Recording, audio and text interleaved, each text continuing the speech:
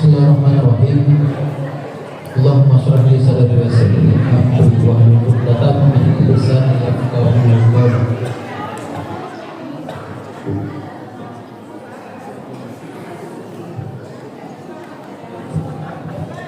Yang kami hormati Bapak Penasehat, Pembina dan Pengurus BKM Madinah Sabariyah yang kami hormati, ibu-ibu dari Majelis Taklim Madinah Sabariyah yang kami hormati,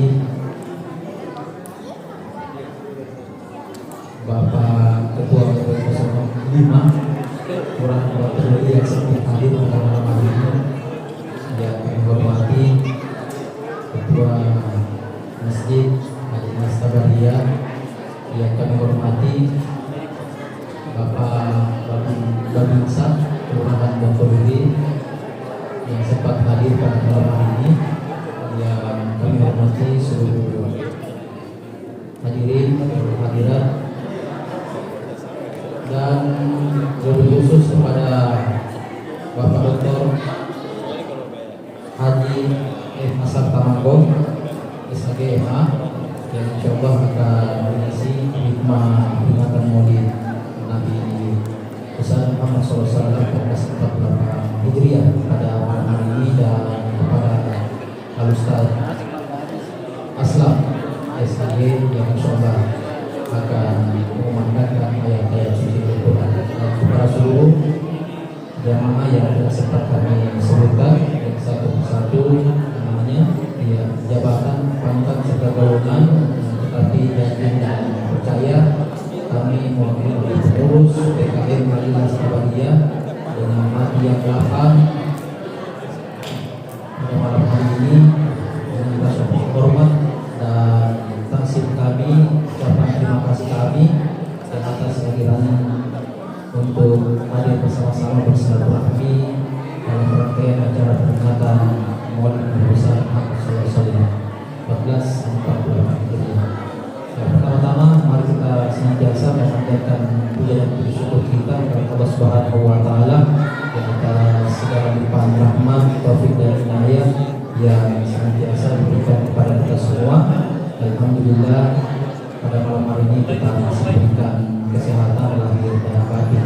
Kemudian yang kedua, tidak lupa kita kirimkan salam serta salam yang atas junjungan Nabi Muhammad SAW. Allahumma sholli wa sallim wa barik alaihi sebagai suri teladan panutan bagi kita semua, yang insyaallah syafaat dari Nabi besar kita dapatkan di jauh hari nanti. Amin. Amin ya rabbal alamin. Kemudian selanjutnya beberapa buah penyampaian yang ingin kami sampaikan khususnya mengenai susunan acara kita pada malam hari ini.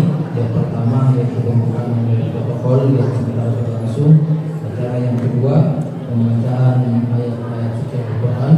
Acara yang ketiga persembahan salawat dari ibu-ibu Majelis Taklim Madinah Sabariyah. Acara yang keempat yang sambutan, dan acara yang kelima hikmah peringatan Nabi besar Muhammad SAW, dan acara yang terakhir untuk penutup. Baiklah, untuk menghabiskan waktu yang ada, kami mengajak kepada seluruh jamaah sekalian kita awali surat Al-Fatihah pada malam ini dengan ucapan basmalah. Bismillahirrahmanirrahim. Kemudian melangkah pada acara yang kedua, yaitu pembacaan ayat-ayat suci Al-Quran yang insyaallah akan dilanjutkan oleh Koordinator Nasional oleh Selatan Al-Ustaz Aslam SMG. Kepada Al-Ustaz, kami persilahkan mengucapkan.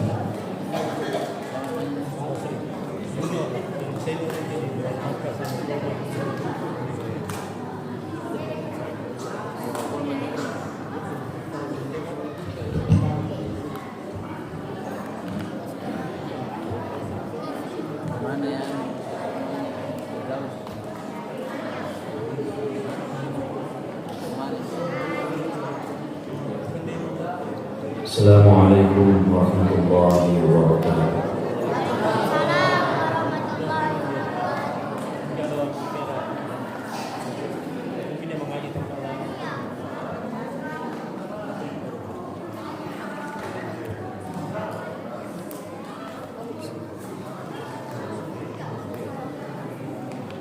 أعوذ بالله من الشيطان الرجيم.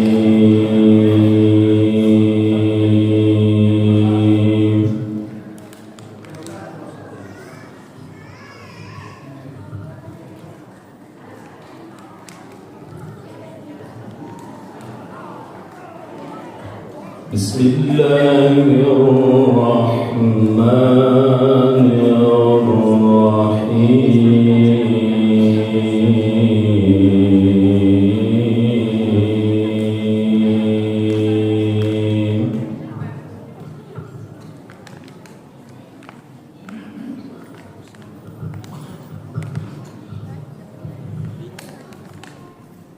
لقد كان لكم في رسول الله أسوة حسنة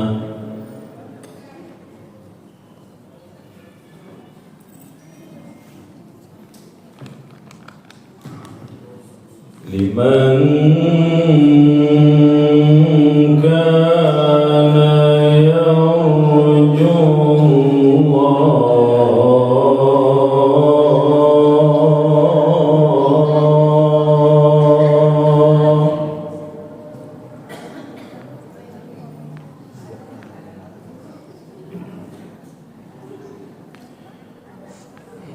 لمن كان يرجو الله واليوم الآخر وذكر الله كثيرا.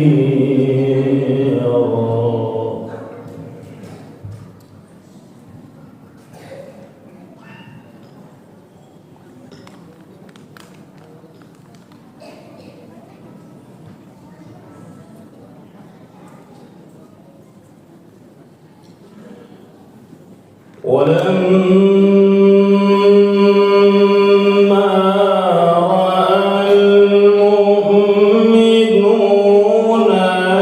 الأحزاب قالوا هذا ما وعدنا الله ورسوله.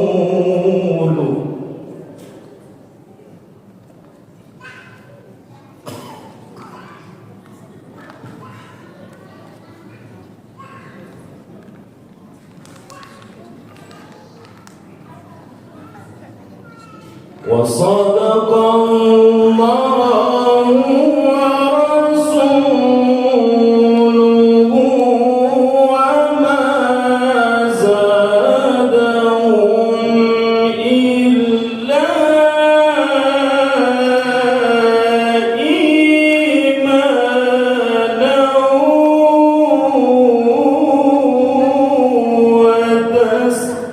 وتسليما.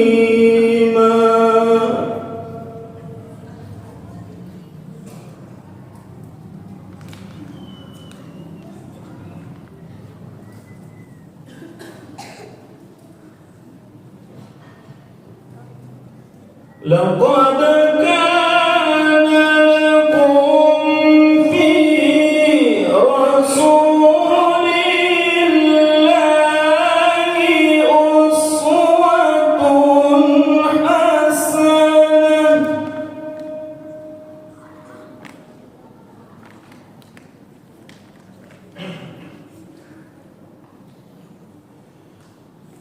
لمن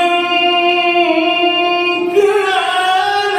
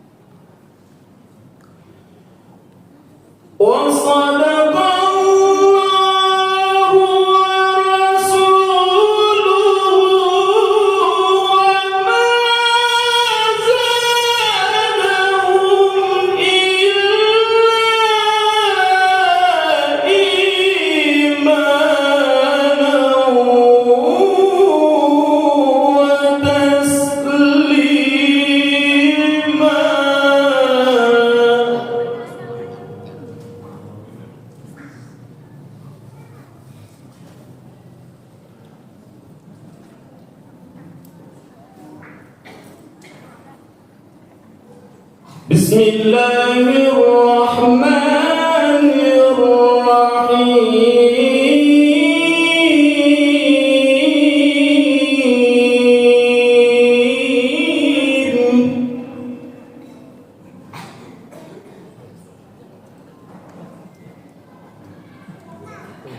Ma kana Muhammadun aba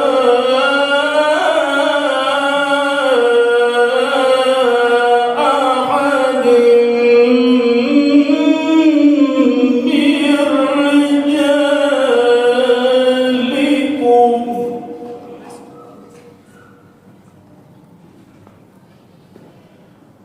ولكن رسول الله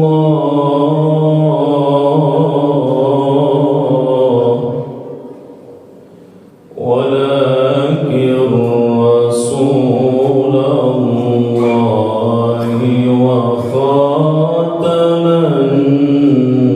النبيين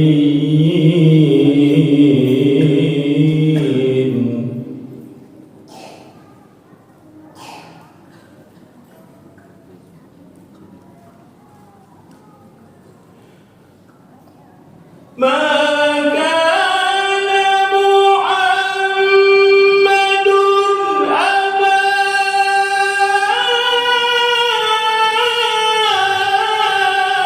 أحد من رجالكم ولكن رسول الله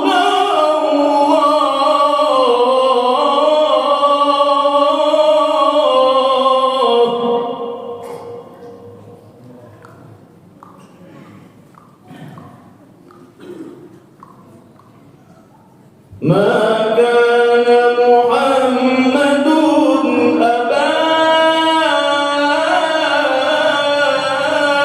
أحد من رجالكم ولكن رسول الله وخاتم النبيين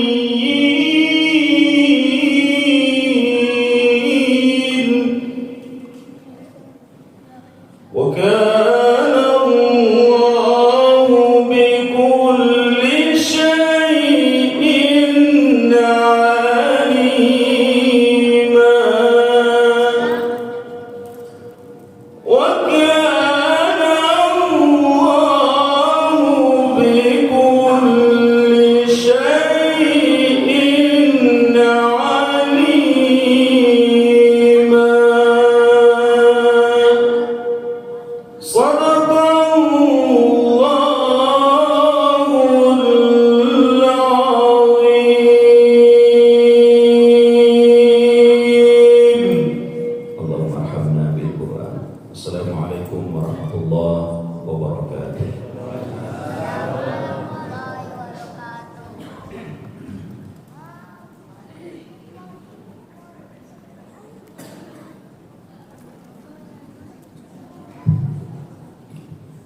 Sadaqallahu al-azim wa sadaqa rasulun nabiyul karim wa nahnu ala dzalika minasyahidin wa syakirin. Ya, makasih banyak atas nama pengurus PKM Majelis Tabariyah Pak Ustaz atas kesediaan untuk bisa hadir di malam hari ini. Sebelum kita melangkah pada acara selanjutnya, kami sampaikan ucapan terima kasih yang sebesar-besarnya bahwa pada kegiatan kita pada malam hari ini terselenggara atas kerjasama pengurus PKM Majelis Tabariyah, pengurus RW 04 Kelurahan Menturi dan Ibu Majelis Taklim Majelis Tabariyah, dan kepada masing-masing ketua ORT 01, 2, 3, dan 4 yang sempat hadir pada malam hari ini, kami sampaikan ucapan terima kasih atas penghias waktu telur yang telah ditampilkan di depan, dan kepada seluruh jemaah warga RW 04.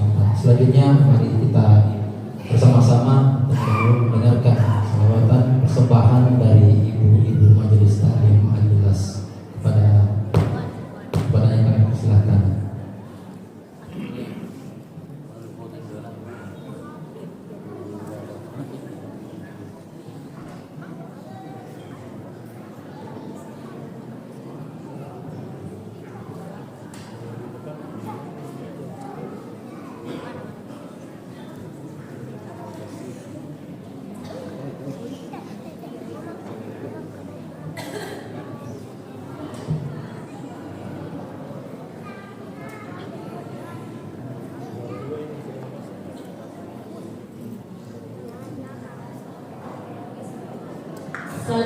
Assalamualaikum warahmatullahi wabarakatuh. Waalaikumsalam warahmatullahi wabarakatuh.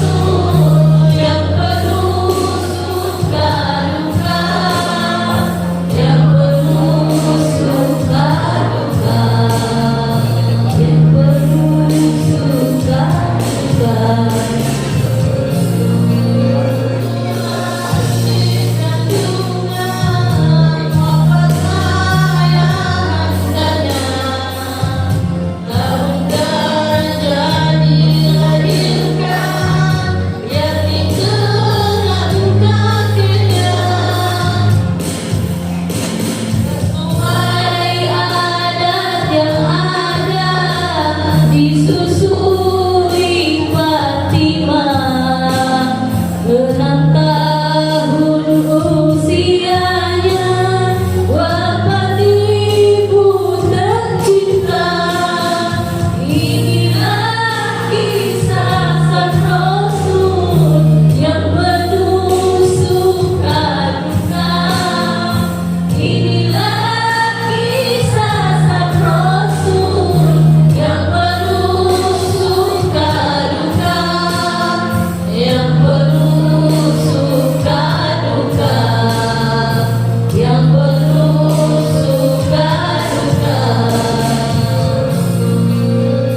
8 tahun usia kakek meninggalkannya.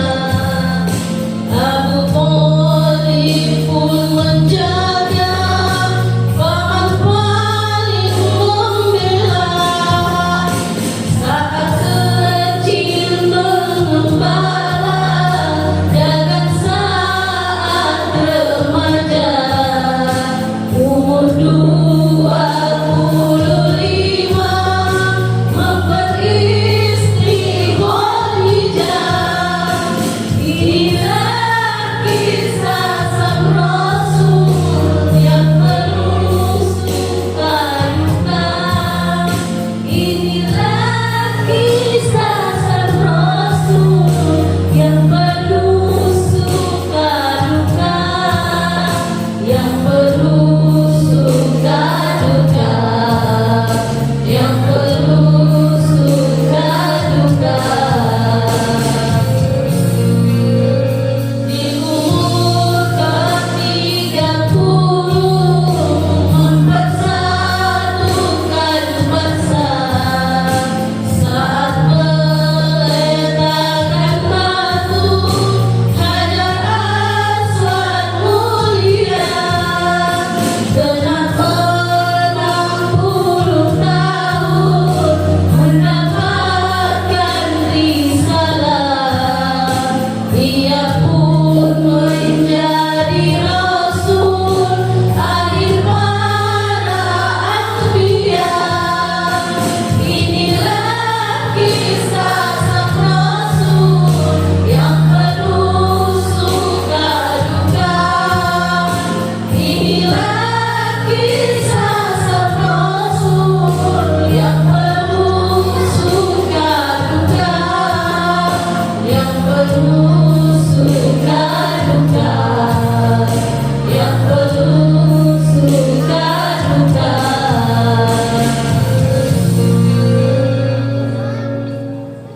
Wassalamualaikum warahmatullahi wabarakatuh.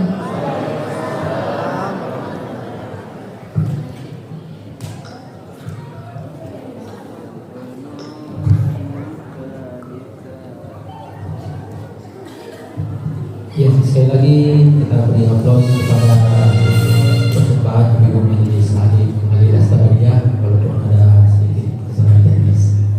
Dan selanjutnya kalau kembali kita lanjutkan acara yang keempat,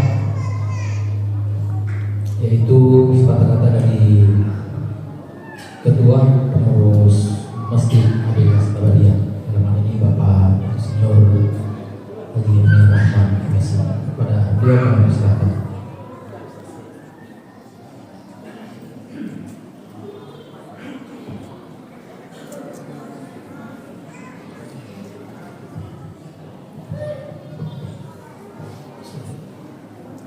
Assalamualaikum warahmatullahi wabarakatuh.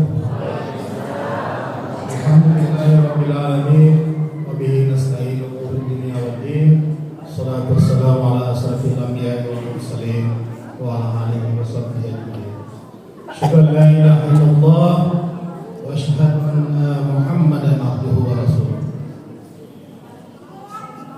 Bapak-bapak, orang tua kita, pengurus penasehat dan pembina BKM Al-Ikhlas, kemudian Bapak Ustaz Dr. HM Ashar Tamanggung SAG MA yang akan membawakan hikmah maulid pada malam hari ini. Kemudian yang ketiga Ustaz Aslam SAG, Ketua dan Pengurus Majelis Ta'lim Al-Ikhlas, Mitra Pengurus dan unsur RT RW,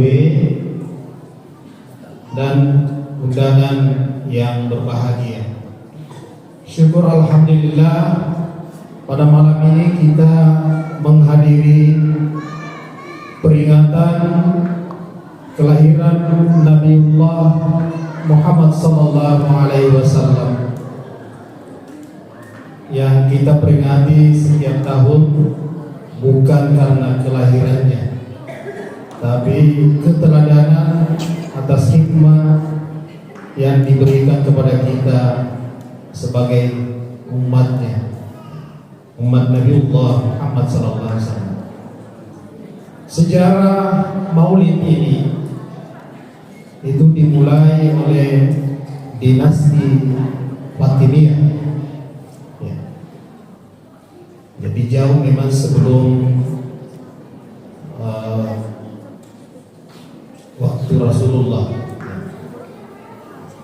Bapak-bapak dan ibu-ibu yang berbahagia, pada malam ini kegiatan kita didukung oleh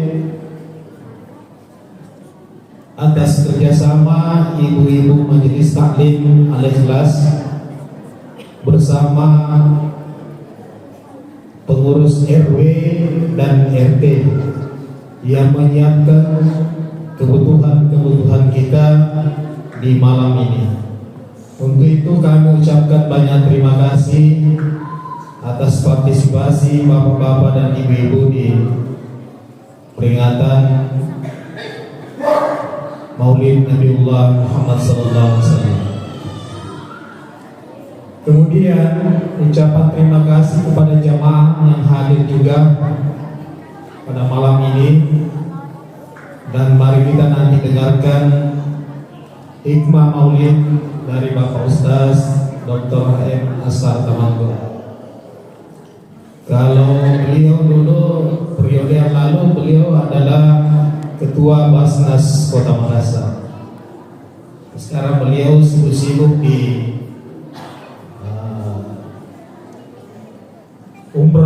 urus umrah dan haji di travel duta Saudi.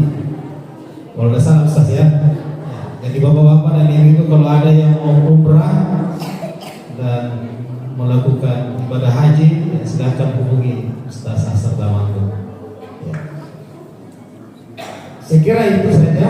Saya tidak perlu banyak karena kita sudah mendapatkan nanti hikmah Maulid dari Ustaz Asar.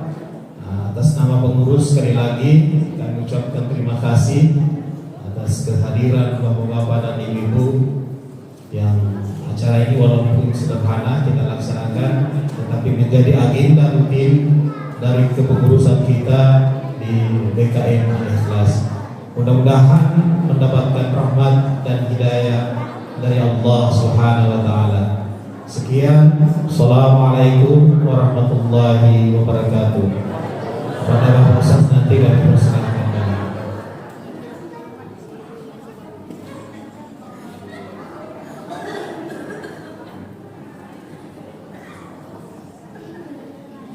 Mungkin tadi kata-kata dari Ketua Umum BKM Majelis Tabadiyah. Selanjutnya tiba saatnya kita memasuki acara inti kita pada malam hari ini dan mendengarkan bersama-sama hikmah peringatan Nabi besar Muhammad SAW 1448 Hijriah yang insya Allah akan disampaikan oleh Ustaz Dr. Haji M. Asar Tamanggo SAG MA. Kepada beliau kami persilakan dengan hormat.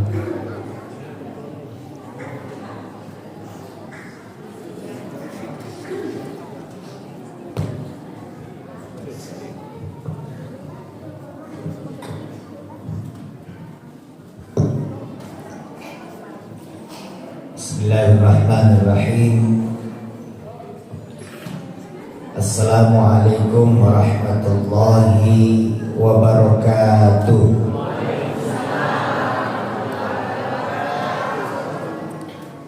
Alhamdulillah, wassalatu wassalamu ala rasulillah Sayyidina wa maulana Muhammadin wa ala alihi wa sahbihi ajma'in, amma ba'du. Yang saya hormati seluruh pembina, penasehat, para sesepuh, keluarga besar Masjid Al-Ikhlas Kabariyah yang saya hormati, kita doakan semuanya beliau-beliau sehat walafiat dalam limpahan rahmat Allah Subhanahu wa taala. Saya hormati ketua dan seluruh pengurus Masjid Al-Ikhlas, ibu-ibu majelis taklim yang perwakilannya sudah tampil tadi. Untung teksnya tidak hilang. Saya hormati ketua panitia Ustadz Aslam HM, saya hormati. Beliau ini adalah pembina Pondok Pesantren Tahfizul Quran Zamzam Al-Ikhlas. Pondoknya itu ada di Todopuli, membina kurang lebih 80 santri hafiz, ada di Belawa, ada di Gorontalo, dan kantor pusatnya sekarang ada di Kabupaten Baru. Kalau kita menuju ke utara, selesai Kota Baru, ada masjid sangat megah sebelah kiri, itu kantor pusatnya Zamzam Al-Ikhlas. Tahfiznya di sana, santrinya gratis, tidak dibayar. Kenapa saya tahu? Karena saya sekretaris yayasannya. Jadi ini sudah tahun ke-9 kalau tidak salah. Saya hormati tokoh-tokoh agama, tokoh masyarakat, seluruh hadirin hadirat jamaah Maulidur Rasul yang insya Allah semuanya dirahmati, dimuliakan Allah Subhanahu wa ta'ala. Alhamdulillah, malam ini malam yang istimewa. Kita hadir bersama bertepatan dengan malam 12 Rabiul Awal, kelahiran Rasulullah Sallallahu Alaihi Wasallam, manusia yang sangat sempurna. Jadi minta izin para guru, para senior kita semua yang hadir, karena ini temanya luar biasa, meneladani akhlak Rasul serta menambah kecintaan. Jadi kita khusus bicara tentang Nabi saja, tidak usah yang lain-lain. Itu pun tidak semua, karena Nabi ini Imam Al-Ghazali mengatakan, kalau mau mengenal Nabi atau mengetahui lengkap Nabi sama dengan memeluk gunung. Tidak mungkin kita mampu memeluknya, dan semakin kita masuk ke dalam, semakin kita malah merasa tidak kenal.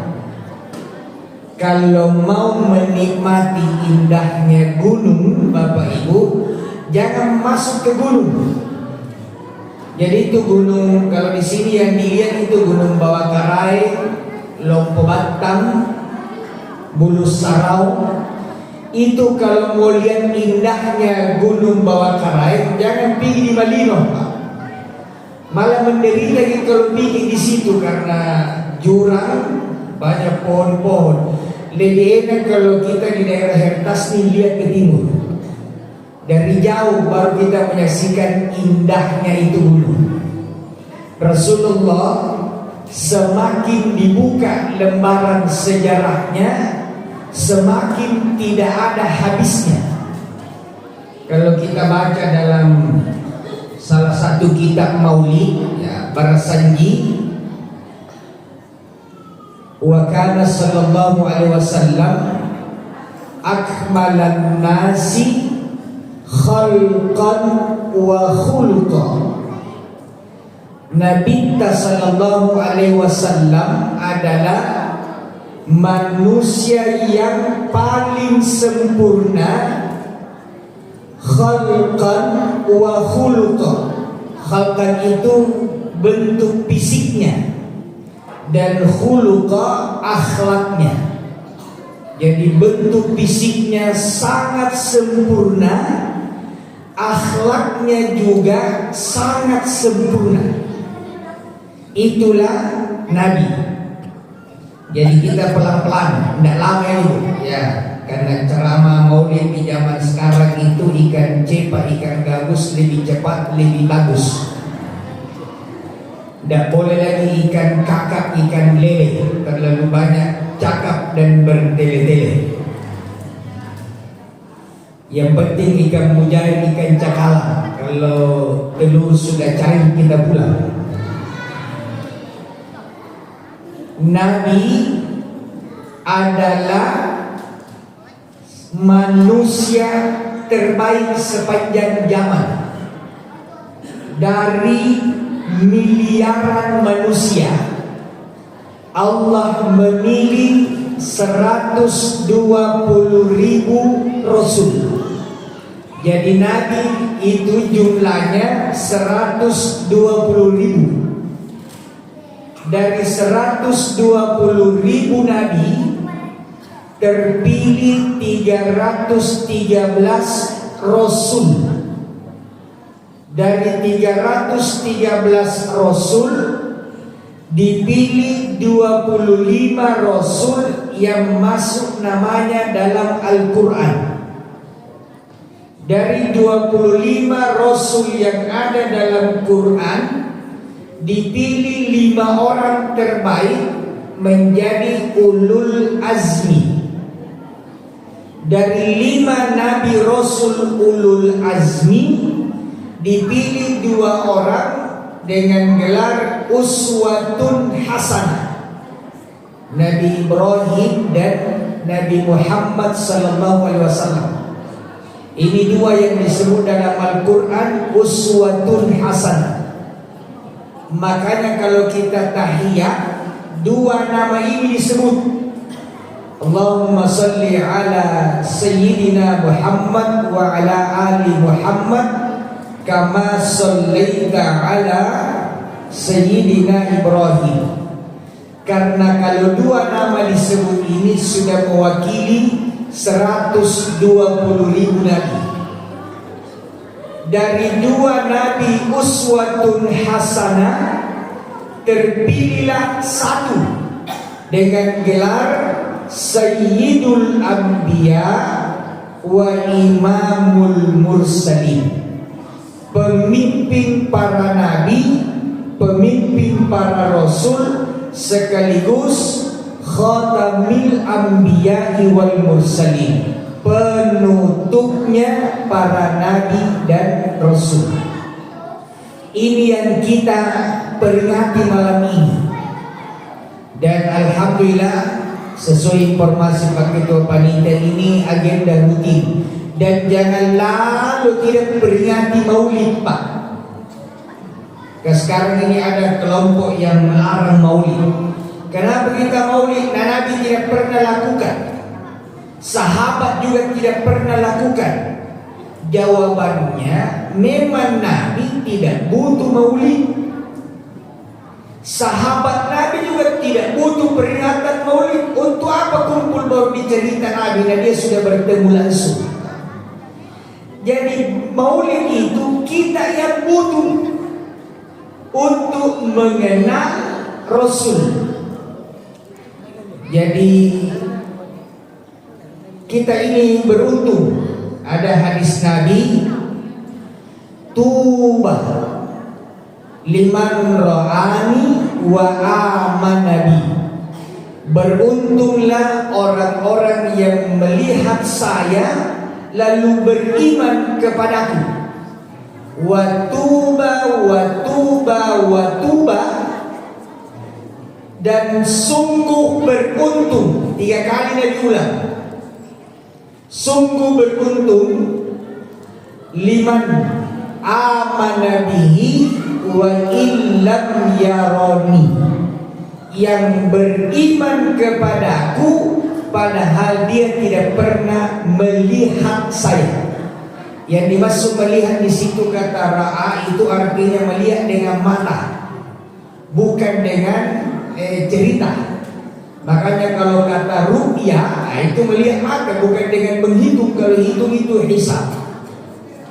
Jadi meru'ya. Beruntunglah, lebih beruntung lagi orang yang tidak melihat saya tapi beriman kepada saya. Jadi kita ini ibu-ibu, bapak-bapak, manusia yang paling beruntung, tidak melihat Nabi tapi bisa beriman kepada Nabi. Bagaimana dengan Abu Jahal? Abu Jahlin itu hari-hari melihat Muhammad tapi tidak pernah melihat Nabi Muhammad. Jadi yang dilihat itu cuma Muhammad, anaknya Pak Dullah. Tapi Abu Jahal tidak melihat Nabi Muhammad, maka dia tidak beriman dan sudah dapat jaminan tidak selamat nanti di hari kiamat. Abu Jahal itu Bapak Ibu bukan nama orang tapi gelar. Dan menurut keterangan, kalau ada tokoh gelarnya yang disebut, maka tokoh itu, sifat itu akan berulang sampai akhir zaman. Kenapa Abu Jahal disebut Abu Jahlin atau Abu Jahal? Bapaknya kebodohan. Apakah Abu Jahal memang bodoh? Tidak. Abu Jahal itu pintar, Pak. Kenapa disebut bapaknya kebodohan? Karena Abu Jahlin mengetahui kebenaran tapi tidak melaksanakan kebenaran. Mengetahui kebenaran tapi tidak mengikuti, itu namanya Abu Jahlin atau Abu Jahal. Jadi kalau ada orang BTN Tabariyah tahu kebenaran tapi menginjak-injak kebenaran, itu juga namanya Pak Jahal atau Bu Jahal. Jadi dia Abu Jahlin abad modern. Dan itu akan berulang setiap masa sampai akhir zaman. Sama dengan Fir'aun, Pak, Ibu, Bu, Ibu. Fir'aun itu bukan nama asli, itu gelar. Ketika gelarnya yang disebut, maka sampai akhir zaman akan ada orang yang berkarakter Fir'aun. Bagaimana itu Fir'aun? Pemimpin yang hebat, kaya, kuat, berkuasa, tapi sombong. Maka pemimpin-pemimpin yang sombong itu namanya Fir'aun. Ya. Itu namanya Fir'aun. Bapak Ibu, ayo kita berkenalan dengan Nabi.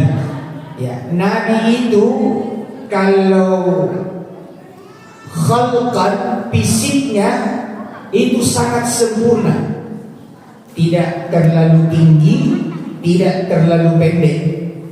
Beliau itu sangat seimbang. Tatapan matanya, sorot matanya sangat tajam.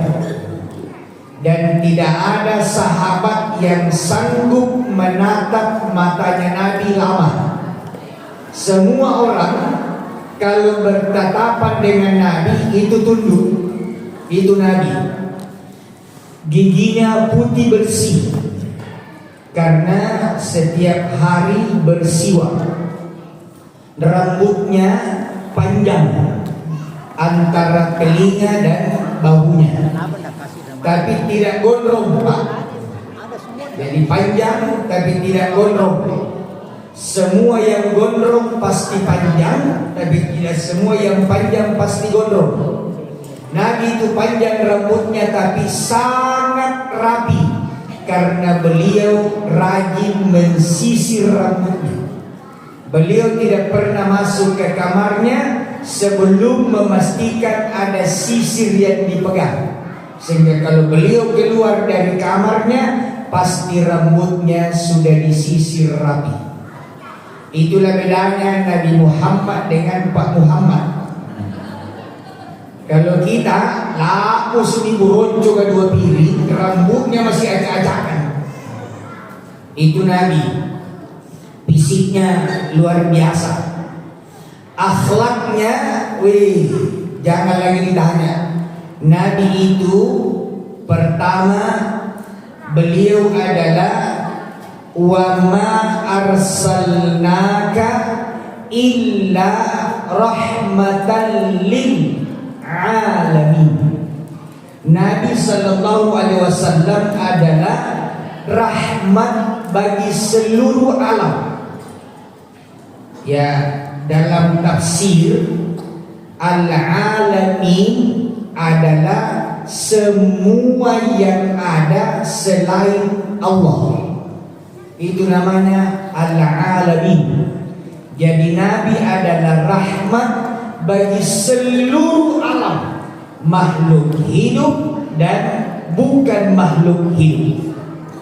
Nabi penyayang binatang. Nabi rahmat bagi binatang. Ada hadis Nabi, Pak, kata Nabi, ada perempuan masuk neraka bukan karena malas sholat, tapi karena mengurung seekor kucing. Malam hari, besoknya kucing itu mati kelaparan dalam kurungan. Kata beliau, ibu ini nanti masuk neraka gara-gara tidak menyayangi binatang.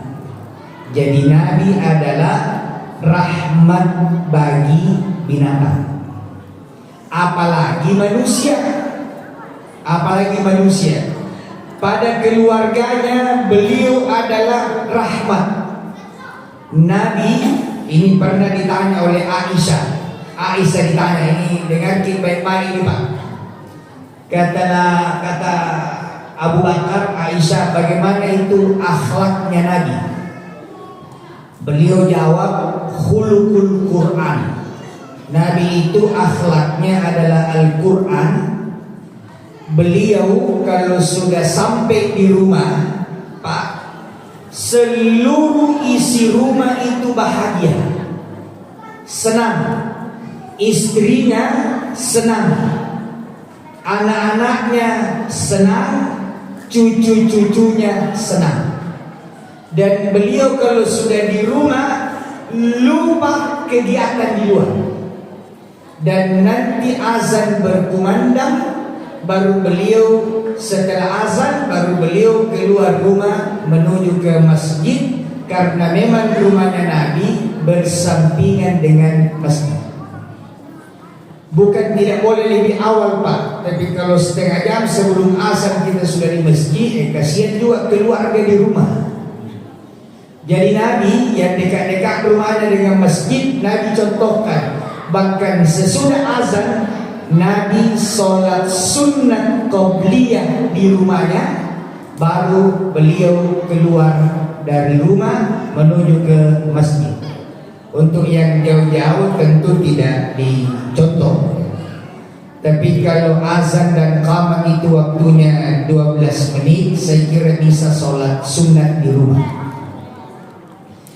Nabi sallallahu alaihi wasallam sangat tawadu, rendah hati, tidak sombong. Satu keterangan tawadu itu adalah orang yang menempatkan dirinya lebih rendah dari semestinya. Sementara sombong adalah orang yang menempatkan dirinya lebih tinggi dari semestinya. Jadi kalau ada acara, dia sebenarnya tempat duduknya di kursi paling depan, tapi dia datang malah duduk di kursi nomor 3 dari depan. Setelah duduk baru datang panitia tabek puang di depan tempat duduk tak. Itu namanya tawadu. Sebaliknya orang sombong, kursinya dia di baris ketiga. Begitu dia datang langsung duduk di depan. Nanti datang panitia bilang, Pak, di belakang kita tempat Pak. Jadi Nabi itu orangnya tawadu, tidak sombong. Jadi ini contoh yang luar biasa. Rasulullah Sallallahu Alaihi Wasallam tadi dibaca oleh Ustaz Aslam. Laqad kana lakum fi Rasulillahi uswatun hasanah. Sungguh, ini ada kata laqad. Jadi qad itu dalam bahasa Arab artinya bentuk penegasan yang keras. Saya kira kita sering dengar ini Pak, kata-kata kode. Ibu, sering dengar kata kode? Berapa kali satu hari kita dengar kode? Kode keras, kode 10 kali satu hari. Kode qamatis sholat. Itu bedanya kode qamatis sholat dengan hayya 'alas sholat. Kalau hayya 'alas sholat itu panggilan lembut. Ayo mari menuju sholat. Hayya 'alal falah, mari menuju meraih kemenangan. Tapi kalau qad qamatis sholat, sholat sudah mau didirikan, itu namanya qad. Jadi siapa yang masih melakukan perbuatan dunia, bisnis, kantor, pada waktu qad qamatis sholat sudah dibaca, berkahnya diangkat, dicabut. Termasuk kalau ada suami istri berhubungan, baru qad qamatis sholat lanjut berhubungan, jadi jamin anaknya ini jauh dari berkah. Jadi waspadalah. Lihat waktu, kalau menjelang asar berhenti begitu, jangan dimulai. Jadi kode, ayat ini bukan cuma kode, ditambah lagi la kode. Jadi mestinya itu muazzin. Ini kalau hukum bahasa. Kalau sudah Allahu Akbar, asyhadu an la ilaha illallah, asyhadu anna Muhammadar Rasulullah, hayya 'alas shalah, hayya 'alal falah. Nah, belum ada orang masuk, bukan lagi dia bilang kode, la kode qamatis shalah. Cuma pasti dibilang segaliran sesaat ini. Tapi dari segi bahasa kalau kenapa tidak lakukan? Sudah mau selesai kamar dan belum ada orang masuk. Tapi jangan dicontoh ini, tidak ada dalilnya. Cukup bilang qad. Jadi ketika Al-Quran bilang laqad kana lakum, sungguh telah ada untukmu fi Rasulillah, pada diri Rasul. Itu bermakna, kata ulama kita, jangan lagi mencari contoh yang lain selain dari Rasul. Tidak usah dicari, karena ini sudah lengkap. Apa lengkapnya? Uswatun hasanah. Apa itu uswah? Uswah itu Pak, menjadi contoh, bukan memberi contoh. Kalau memberi contoh itu kira-kira namanya mursyid, atau menunjukkan contoh. Nah, itu mursyid. Paling tinggi itu kalau manusia mursyid. Kalau Nabi uswah. Jadi kita ini tidak bisa jadi uswah Pak. Jangan bagi sedikit-sedikit. Inilah manusia paling baik. Jangan bagi Pak. Paling hebat kita mursyid. Ya, atau ustaz, guru. Kalau Nabi ini memang uswatun hasanah. Uswatun hasanah, contoh dan menjadi contoh. Ada ulama kekinian, ulama baru-baru ini. Beliau ada tulisannya luar biasa. Saya baru baca ini, wah hebat. Beliau ke Madinah, masuk Raudah. Begitu masuk Raudah, menatap ke kuburannya Nabi. Dia tulis, dibilang, ketika saya menatap kuburannya Nabi, yang teringat pada saya, dan ini mungkin jarang orang lain ingat. Yang saya ingat adalah istri-istri Nabi. Berapa istrinya Nabi? 4. Yang ibu yang jawab, ibu tidak ditanya. Istri Nabi ada 9, 11, 13. Kita perlu banyak baca sejarah ini. Itu istri Nabi. Ada yang pernah diceraikan baru 7. Ada yang belum digauli diceraikan. Ada. Nanti sekarang gampang, tinggal kalau ada ceramah kurang jelas, pulang klik istri-istri Nabi yang pernah diceraikan. Enter. Jangan enter. Apa yang enter? Itu sekarang enak. Fas'alu ahlal Google in kuntum la ta'lamun. Bukan ayat ini, bahasa Arab. Jangan lagi bilang ayat. Bahasa Arab ini kan. Bertanyalah sama Google. Sekarang ada lagi lebih cepat, namanya AI.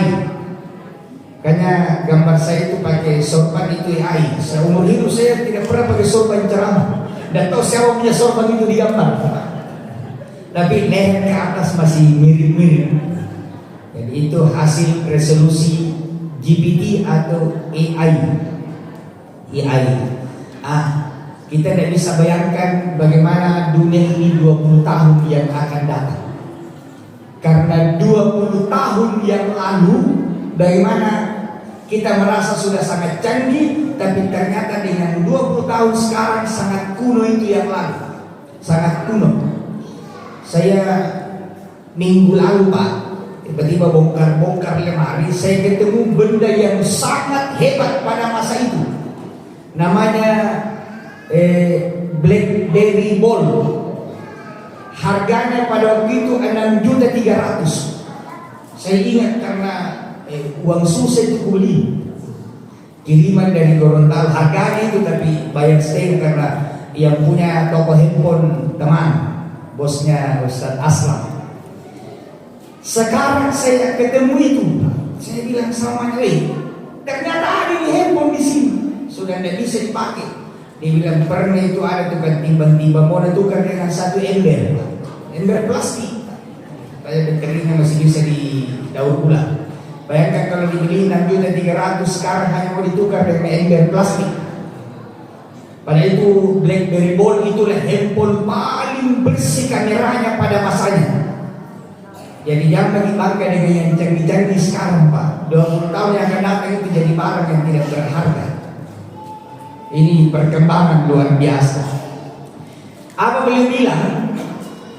Istri Nabi itu banyak dan memang harus banyak. Kenapa harus banyak? Laqad kana lakum fi Rasulillahi uswatun hasanah. Itu beliau adalah uswah, contoh terbaik, terlengkap, termulia. Kenapa istri Nabi banyak? Kalau satu di istri Nabi, kita tidak kenal Nabi. Nabi tidak cukup kalau hanya satu istri yang cerita kebaikannya. Jadi kalau Khadijah ditanya bagaimana kebaikannya Nabi, kerimi lidahnya Khadijah, belum habis kebaikannya Nabi. Kenapa berhenti cerita Khadijah? Habis kebaikannya Nabi, bukan habis, tidak bisa bicara. Ditanya Aisyah, apa kebaikannya Nabi? Sebut, dia cerita semua. Berhenti. Kenapa berhenti? Tidak bisa bicara. Itu Nabi. Maka 9, 11, 13 dengan berbagai versi riwayat belum habis kebaikannya Nabi. Jadi nanti bapak-bapak sampai di rumah bicara dengan istri dulu, Bu, tolong cerita dulu kebaikanku.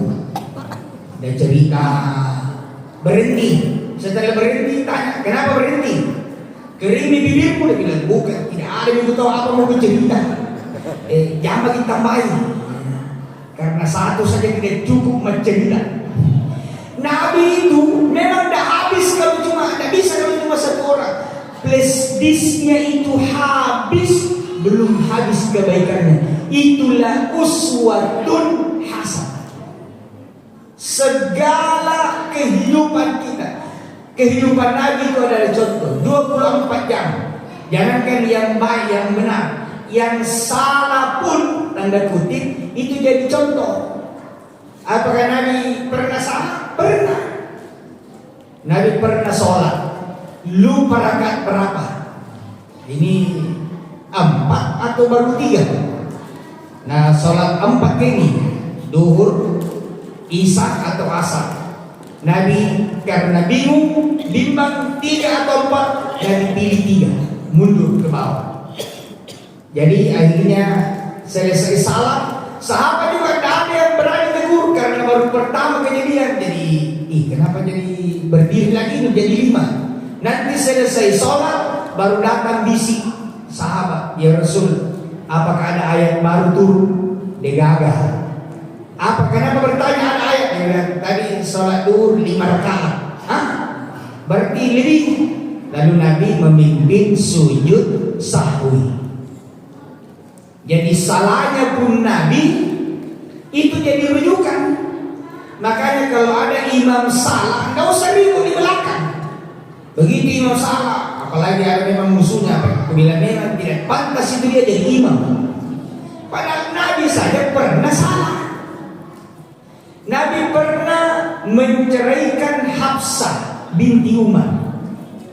Itu jadi rujukan bahwa boleh cerai. Kemudian Nabi pernah juga rujuk kembali. Ada juga yang setelah dinikahi belum bergaul diceraikan karena ternyata ada penyakit kulitnya. Jadi kalau kita buka sejarah Nabi, luar biasa, luar biasa. Rasul ini memang contoh yang paling lengkap. Akhlaknya ahsanan nasi khalqan wa khuluqan. Pokoknya sempurna. Jadi kita ini butuh membuka lembaran-lembaran hidup Nabi. Dan tidak cukup kalau hanya 1 hari, 2 hari. Maka perlu maulid ini bukan 1 kali setahun. Kalau bisa setiap bulan, Pak. Dan tidak perlu ada telur, ini kan hanya penggembira.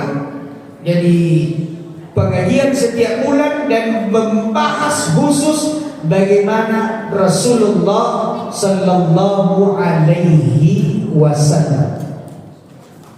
Nabi kalau pulang ke rumah lalu dihidangkan makanan oleh istrinya, 2 sikapnya. Pak, dengar baik-baik ini Pak, atau kasih tahu suami tak ibu.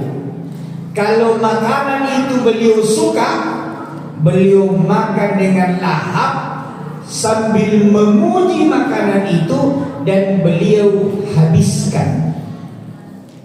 Kalau ada dihidangkan makanan lalu Nabi kurang selera, tidak suka itu makanan, Nabi tidak komentar, tapi Nabi coba sedikit lalu berhenti tanpa komentar.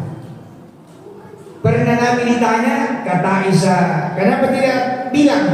Kata Nabi, biarkan nanti yang buat yang tahu sendiri. Kayaknya kurang enak ini makananku. Itu akhlaknya Nabi. Jadi tidak pernah menegur kesalahannya orang di depan orang. Itulah Rasul. Jadi tidak pernah. Beda dengan kita. Kalau enak, dipuji lagi, makan sampai berkeringat dan habis. Kalau tidak enak, dia makan sambil marah-marah dan tetap dihabiskan. Itu bedanya Nabi Muhammad dengan Muhammad belakangan. Jadi sudah marah-marah, cabut toni, nabi lah musikoni. Rasul tidak. Dan karena Aisyah bilang khuluqul Quran, akhlaknya dari akhlak Quran, maka kita juga mari mencontoh Al-Quran. Karena kita sekarang ini usaha akhlak ini memang luar biasa. Coba, Al-Quran itu tidak pernah mencap orang munafik. Tidak ada. Kalau Quran itu bicara orang munafik, Allah berfirman, wa minan nasi may yaqulu amanna billahi wal yaumil akhir wa ma hum bimu'minin. Jadi tidak ada di situ bilang munafik. Hanya Nabi Allah bilang ada orang berkata saya beriman kepada Allah dan hari akhir, padahal dia tidak beriman. Siapa yang bilang ini ciri munafik? Nah, itu dijelaskan dalam hadis dan tafsir. Ya, begitulah Allah mengajarkan akhlak. Jadi tidak sama kita. Pokoknya kalau salah langsung ditunjuk orang, langsung disakiti, langsung dicaci maki. Ini sudah mulai hilang ini. Jadi kita memang rindu akan kehadiran Rasulullah Muhammad sallallahu alaihi wasallam. Nabi pernah berjalan berlima, Abu Bakar, Umar, Utsman, Ali. Di mana posisinya Nabi? Nabi di tengah, Abu Bakar dan Umar di depan, Utsman, Ali di belakang. Ditegur oleh sahabat, Abu Bakar, kau tidak berakhlak, masa Nabi di belakangmu? Umar juga. Belum sempat Abu Bakar menjawab, Nabi yang duluan. Kau tahu siapa itu di depan dua orang? Mertua aku itu. Yang di belakang menantuku. Jadi biar main Abu Bakar kata hormati itu mertua apa? Hormati orang tua. Itulah akhlaknya Nabi yang luar biasa. Dan ini di rumah ini sudah harus dimulai nih.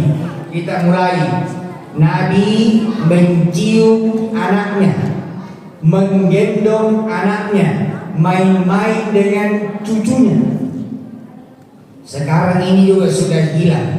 Mohon maaf Bapak Ibu, rumah sekarang ini tidak lebih dari alamat surat menyurat.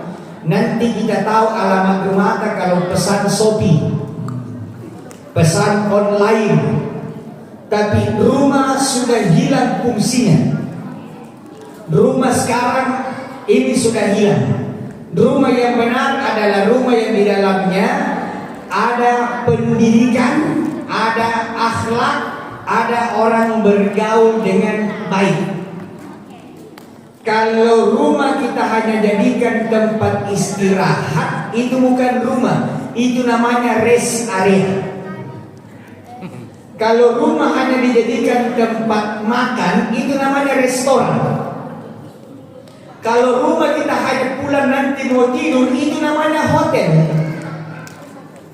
Kalau rumah itu hanya lari-lari, ribut apa dan tidak ada yang bergerak kalau tidak dikasih uang, itu namanya pasar. Jadi kita ini punya rumah sekarang bukan lagi rumah, restoran. Makan pi baru datang, ribut, ambil keduran kasih ke pengwanta. Itu namanya pasar, rest area, hotel. Tidak ada lagi fungsi rumah. Tapi kalau di Tabaria insya Allah jadi fungsi rumah. Saya itu mohon doanya. Saya berdoa mudah-mudahan saya punya uang yang banyak. Saya mau bangun rumah yang besar. Lalu di dalamnya ada kolam renang. Sekali seminggu saya wajibkan seluruh keluarga kita berenang bersama. Karena tinggal kolam renang yang tidak bisa dimasuki handphone. Itu mami. Kita makan bersama. Ibu-ibu sambil nonton resep atau bapak-bapak sambil nonton YouTube baru makan. Tidak ada lagi komunikasi. Pulang ke rumah bukan anaknya yang jadi, tapi just handphone. Tapi coba berenang baru main handphone gitu. ya handphone berkolam renang kami. Mohon doanya, saya sudah hitung-hitung biayanya itu 2 miliar, kurang ya uang saya tinggal kurang 1.990.000.000. Artinya tidak perlu ada kolam renang di rumah Pak, tapi bikinlah suasana kolam renang di mana ada satu waktu tidak ada handphone, tidak ada alat komunikasi dulu. 1 jam, 1 minggu atau setengah jam 1 hari ada waktu khusus, misalnya maghrib isya. Dan tidak bisa kita sampaikan ke anak kalau kita tidak sepakati dan bikin contoh.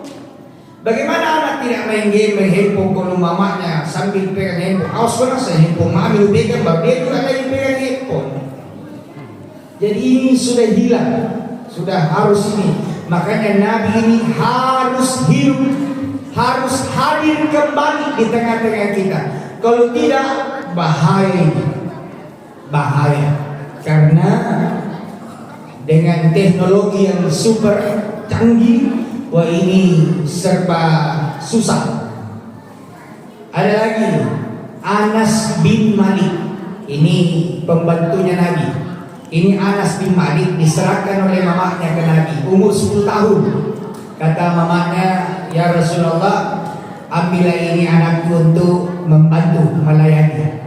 Dan beliau sampai Nabi meninggal 10 tahun bersama. Jadi waktu Nabi meninggal, Anas bin Malik umurnya 20 tahun. 10 tahun sama Nabi, 2 periode Pak. Ketika Nabi sudah meninggal, Anas ditanya, bayangkan kalau 10 tahun, bagaimana kesanmu 10 tahun hidup bersama Rasul?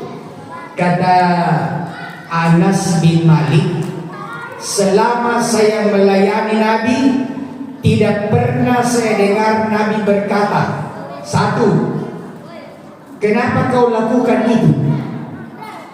2, tidak pernah juga Nabi bilang, kenapa kau tidak lakukan itu? Tidak pernah juga Nabi bilang, dia memperlakukan saya sama dengan keluarganya. Ayo bapak-bapak, ibu-ibu yang punya pembantu, asisten rumah tangga, jangan bantu. Nabi tidak pernah berkata tidak pernah juga bilang sama pembantunya, kenapa bikin begitu? Tidak pernah juga bilang, kenapa tidak bikin begitu? Itulah Rasul kepada khadimnya, kepada asisten rumah tangganya. Kalau semua majikan begini Pak, bahagianya ini. Nabi kepada tetangganya beliau sangat sempurna. Ada hadis Nabi, man kana yu'minu billahi wal yawmil akhir falyukrim jarah. Siapa yang mengaku beriman kepada Allah dan hari akhir, hendaklah dia memuliakan tetangganya. Dan Nabi tidak bilang tetangga muslimnya, Nabi tidak bilang tetangga sukunya. Maka urusan tetangga itu tidak pakai agama, tidak pakai. Pokoknya kalau tetangga wajib dimuliakan. Tidak tanya suku apa, tidak tanya agama apa. Ada sahabat bilang, setiap saya ketemu Nabi selalu ditanya, bagaimana kabarnya tetanggamu? Besok ketemu lagi, ditanya lagi, bagaimana kabarnya tetanggamu? Sampai-sampai saya menduga, jangan-jangan nanti tetangga akan mewarisi, akan mendapatkan warisan, karena Nabi sangat peduli terhadap tetangga. Jadi ayo mulai sekarang kita perhatikan tetangga. Lucu ini menurut riset Pak, Ibu, pertengkaran dengan tetangga 99% kasusnya sepele, tapi awetnya minta ampun.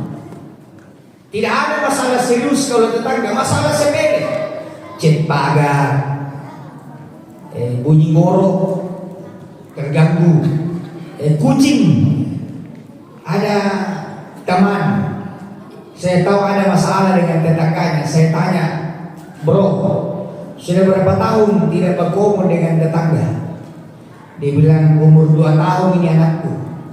Itu anaknya sudah pulang di KKN sekarang. Berapa tahun itu? 20 tahun. Apa sebenarnya masalahnya ini? Berat-berat jadi masalah. Dia bilang, saya cat pagar, saya cat warna putih, dia taruhlah dia merah, tapi tidak sengaja catku itu ada yang tak perci ke sebelah, itu dinokotori pagarnya sehingga berubah warnanya. Padahal kan bagus kalau dia merah putih, berarti merah putih nih. Gara-gara itu tidak mau sampai sekarang. Padahal kalau cat pagar ini menyeberang apa susahnya? Dibelikannya, diganti atau persoalan sepele. Ada lagi kasus ini lebih lucu lagi, gara-gara kucing. Jadi selesai makan ada tulang ikan belum dibuang, kucingnya makan. Sementara makan kucing, datang temannya kucing yang lain. Kan begitu bedanya kucing dengan manusia. Kalau kita makan ada dia, sini makan. Kucing tidak, begitu datang dia langsung sembunyi baru dia lari. Makanya kalau ada orang kicir makanan itu keturunan kucing, dia lari itu kucing, nyebrang ke teras tetangga. Di situ lepas itu tulang baru dia makan. Namanya kucing tidak tahu membersihkan, jadi ada tersisa. Gara-gara itu dia marah, ini tulang ikan apa bawa ke sini, padahal kucing yang bawa. Masa kita lapor itu kucingnya sama polisi? Gara-gara itu langgeng pertengkaran. Dan ini mohon maaf Pak, ini sehari-hari. Rata-rata dengan tetangga kadang-kadang hanya talang air. Susah, airnya selalu nyebrang. Ya pasti menyeberang karena dia bagus sambung di sini tak masalah. Yang lucu itu kalau dua baru nyebrang airnya itu berarti nasempur Pak. Persoalan tetangga ini persoalan yang sangat unik karena masalah sepele tapi rata-rata langgeng. Apalagi kalau sudah persaingan. Apalagi kalau sudah persaingan. Kenapa ini ibu diam-diam? Baru kita kena ini persaingan. Ada tuh ibu-ibu kalau pergi di pengantin baru jalan nasi bumi. Sekian saya di sini pas solokku itu menyakiti tetangga. Akhlak Nabi kalau ditanya berapa pas solok, berapa tuh? Kita ini pensiunan. Jangan disebut jumlah karena itu menyakiti tetangga. Belum tentu juga jumlahnya betul begitu siapa mau ceki. Jadi kita rindu sosok Rasulullah Sallallahu Alaihi Wasallam. Baiklah kepada tetangga. Bapak-bapak, ibu-ibu yang dimuliakan dirahmati oleh Allah Subhanahu Wa Taala. Rasulullah sangat pemaaf. Ini juga ini. Rasul itu tidak ada dendam di hatinya, tidak ada benci sama orang. Beliau sangat mudah memaafkan, dan ini yang sangat sulit kita lakukan. Coba orang Eropa mudah sekali itu dan memang sangat I am sorry. Saking mudahnya itu orang Eropa minta maaf. Sampai orang yang tidak tahu bahasa Indonesia pun sendiri di sini kalau sana, sorry bos. Jadi kata-kata sorry itu warisan dari luar menunjukkan orang mudah sekali minta maaf di sana. Kita paling berat bilang maaf nak, paling susah. Padahal Rasul adalah orang yang paling mudah memaafkan.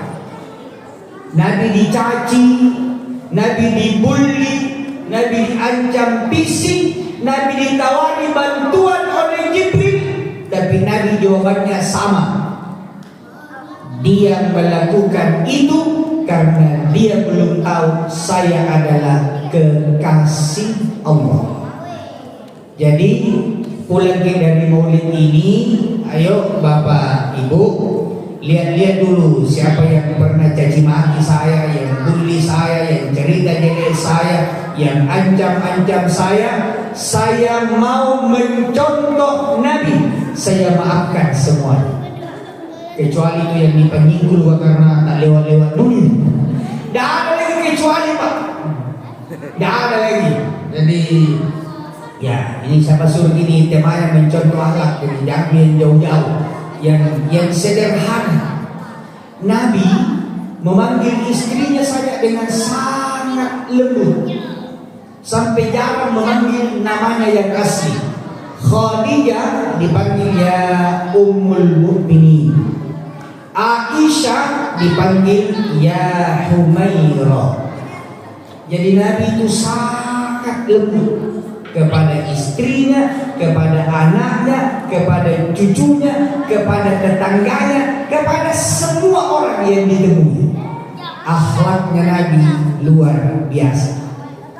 Laqad kana lakum fi Rasulillahi uswatun hasanah. Penutup Pak, sambungan ayatnya. Apakah semua orang bisa mencontoh Nabi? Tidak. Tidak semua orang Islam bisa mencontoh Nabi, apalagi yang bukan orang Islam. Nabi uswatun hasanah. Ada ibu Pak namanya, bahkan namanya ibu uswatun hasanah, tapi ini disikirnya luar biasa. Namanya uswatun hasanah.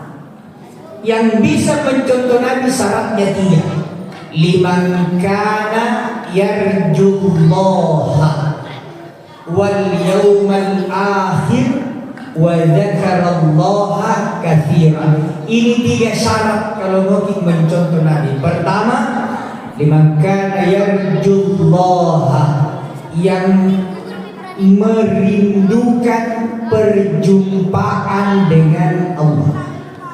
Semua yang hadir malam ini percaya akan mati, tapi tidak semua merindukan kematian.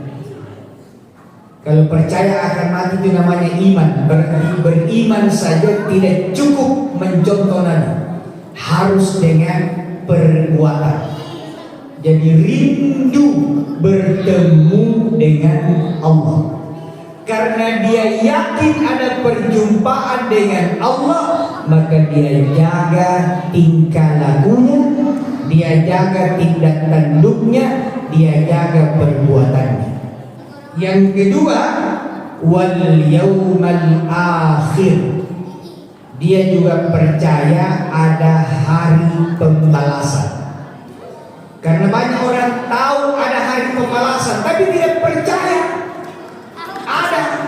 tahu ada hari pembalasan, tapi dia tidak percaya. Buktinya dia dendam, buktinya suka melapor-lapor. Nabi tidak percaya ada hari pembalasan. Kalau kita dizolimi, tidak usah terlalu ngotot Pak, ada hari akhir.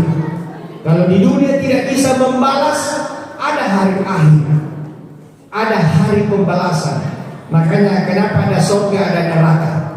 Surga itu sebagai wujud rahmatnya Allah. Neraka sebagai wujud bukan murkanya Allah. Allah tidak pernah murka sama hambanya. Neraka dicipta sebagai wujud keadilannya Allah.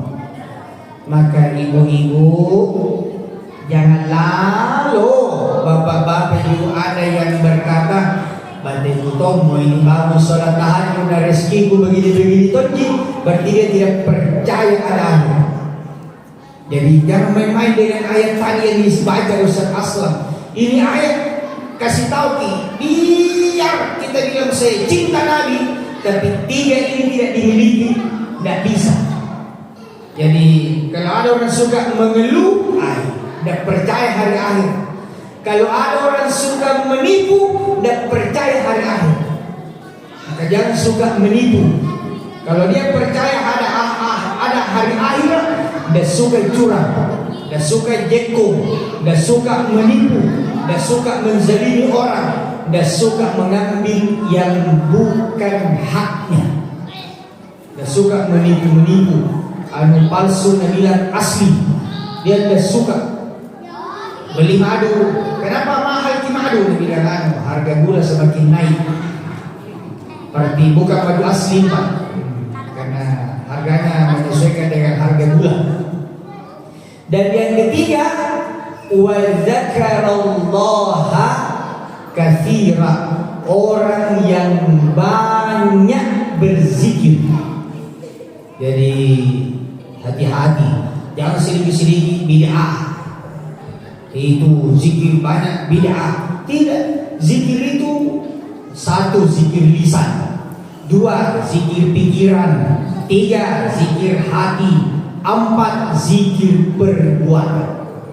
Jadi perlu juga kita zikir bunyi-bunyi, Pak, karena lidah juga berzikir. La ilaha illallah. Tidak apa-apa kalau ada orang zikirnya bunyi. Selesai sholat zikir. Ada juga orang selesai sholat langsung berdiri, jangan pulang. Tidak mau berzikir. Baru jeleknya duduk di belakang imam. Begitu selesai salat langsung berdiri. Banyak orang zikir-zikir nak lewati. Pada orang zikir itu lagi dialog dengan Allah. Saya lagi bicara saja sama Pak Wali Kota, baru orang lewat di depanku ditegur sama Satpol PP. Kurang ajar gini. Apalagi kita lagi bicara dengan Allah, dia langkah-langkahi. Saya itu mau Pak, kalau rencana kita cepat pulang, jadi di belakangnya imam dekat pintu, atau kasih di luar pintu ke kita sebelah. Begitu sudah salam pulang lagi, ada diganggu. Kalau tidak mau doa bersama dengan imam karena kita punya pendapat atau aliran tidak boleh doa berjamaah, ada apa-apa. Doa sendiri juga bisa. Doa sendiri juga bisa. Kalau saya berdoa, kalau imam berdoa, baru kita tidak mau dan menjaga kecurigaan orang, angkat saja tangan, baru doa sendiri, tidak apa-apa. Tidak dilarang angkat tangan, baru doa sendiri. Tapi tidak mungkin seluruh pengurus masjid Al-Ikhlas mempercayakan dia imam kalau dia berkhianat dan imam. Pasti itu doanya untuk bapak-bapak dan ibu-ibu. Jadi kalau sudah ditunjuk orang imam, nah berdoa, amin lagi saja di belakang, pasti itu doa bersama. Masa dia disepakati jadi imam baru tidak menghargai jabatan? Pasti itu berdoa untuk kita. Jadi amin lagi saja, Pak. Kalau sudah 2-3 orang yang tunjuk imam, maka amin saja. Pasti doanya itu doa untuk kita semua. Gak mungkin pribadinya dan minta. Selesai itu doa berjamaah, baru minta yang pribadi. Jadi ayo Bapak Ibu, mari kita sekali lagi 3 ini hadirkan dalam diri kita, supaya kita benar-benar bisa mencontoh Nabi, menjadikan Nabi sebagai uswatun hasanah. Percaya dan rindu bertemu Allah, percaya ada hari pembalasan, dan banyak-banyak berzikir kepada Allah Subhanahu wa Ta'ala. Mudah-mudahan apa yang saya sampaikan ada manfaatnya. Mohon maaf atas segala kekurangan.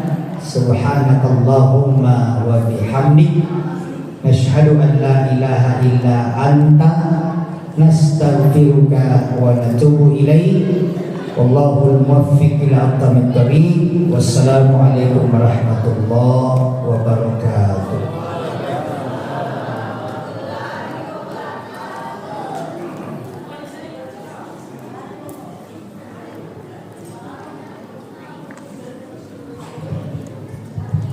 Ya, Bapak dan Ibu jemaah yang sama-sama kami, demikian tadi hikmah pelaksanaan peringatan Maulid Nabi besar Muhammad SAW yang telah disampaikan oleh Ustaz Dr. Haji Asrar Manggo sebagai hikmah. Semoga dari penyampaian hikmah peringatan yang telah disampaikan oleh Ustaz, insyaallah senantiasa memberikan bermanfaat bagi kita semua, minimal yang bisa kita dapatkan pada malam hari ini, yaitu mengikuti segala ajaran dalam langkah beliau hingga zaman itu. Selanjutnya, ya, sebelum kami mengakhiri seluruh acara pada malam hari ini, pada ada remaja hilang ya, habis salah dan pengurus majelis taklim yang mungkin konsumsi bisa dibagikan. Dan kemudian kami atas nama pengurus BKM Sabaria pada kesempatan hari ini, di malam hari ini, kita mengucapkan yang terima kasih yang sebesar-besarnya kepada seluruh jemaah sekalian atas segala kehadiran, partisipasi, peran aktif yang telah dilakukan selama ini, khususnya untuk kemajuan dan perkembangan pembangunan di masjid kita yang tercinta. Kemudian yang kedua, permohonan maaf bila mana pelaksanaan pada kegiatan peringatan Maulid Nabi besar Muhammad SAW ada hal-hal yang berhati. Kami sekali lagi mohon dari pengurus BKM Majelis Tabariyah menyampaikan ucapan dari besar. Dan mari kita tutup sama-sama dengan ucapan doa kepada Tuhan. Subhanallah wa bihamdihi, wa la ilaha illa anta, wa astaghfiruka wa atubu ilaik. Hadanallahu wa iyyakum ajmain. Assalamualaikum warahmatullahi wabarakatuh.